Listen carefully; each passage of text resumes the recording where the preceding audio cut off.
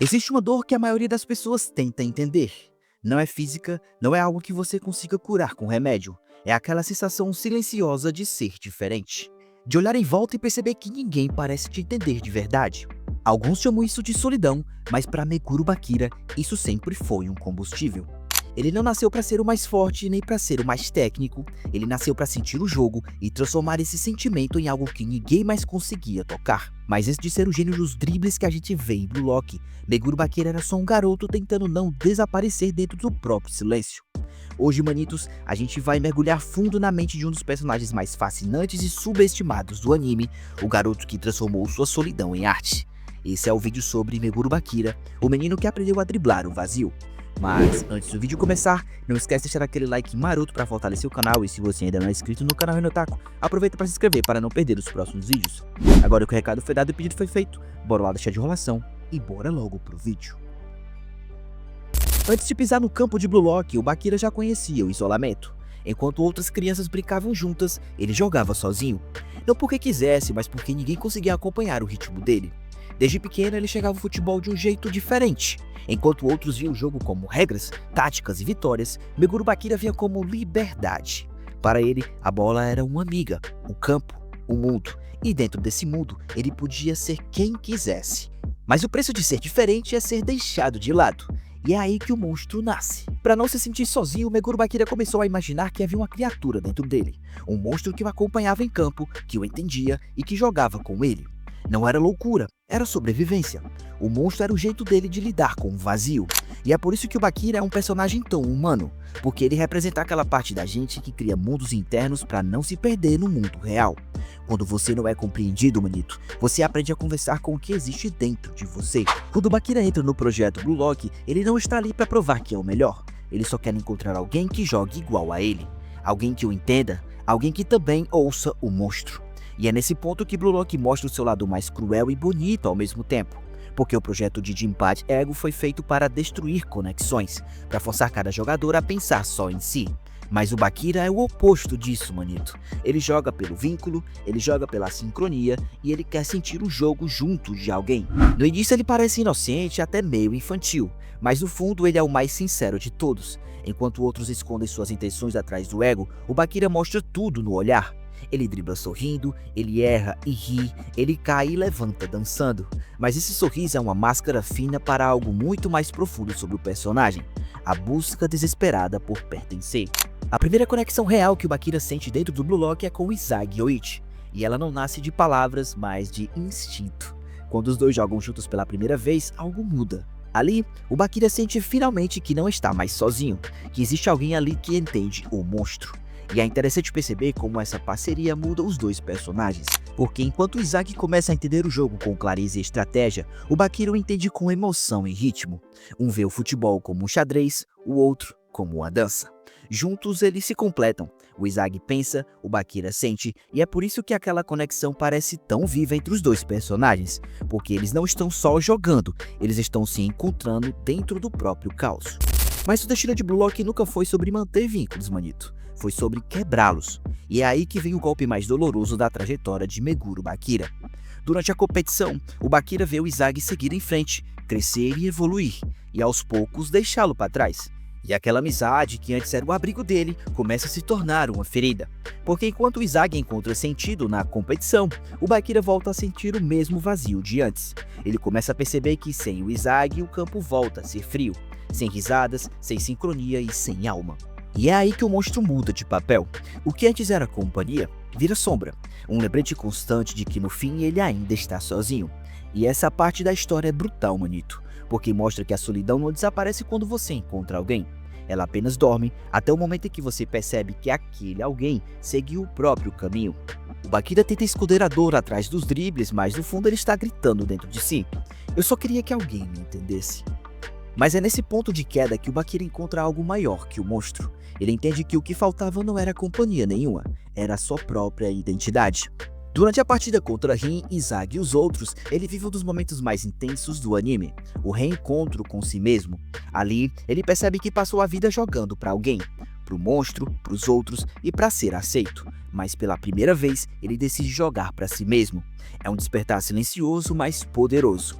O sorriso continua no rosto, mas agora ele não joga mais para ser compreendido, ele joga para se expressar.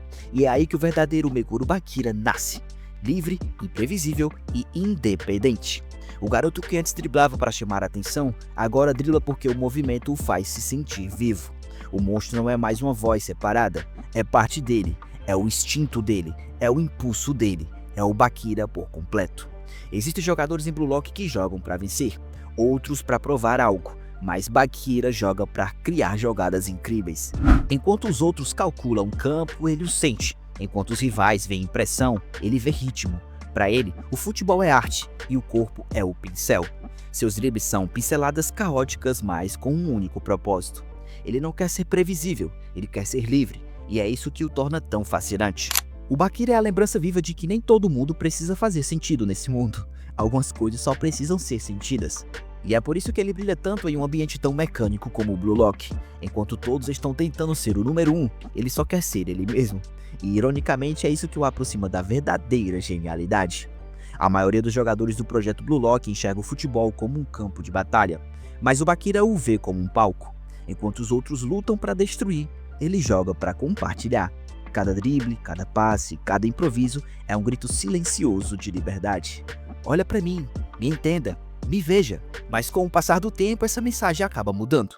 O Bakira do início buscava validação. O Bakira de agora joga por amor ao que sente. Essa transição é o coração da jornada do personagem, porque ela mostra que o verdadeiro amadurecimento não é quando você é compreendido, mas quando você se entende o bastante para não precisar mais disso. Todo mundo já foi um pouco de Bakira nessa vida, aquele que se sente deslocado, que tenta se encaixar sem perder a própria essência, que tem ideias diferentes, sentimentos intensos, mas é julgado por ser estranho.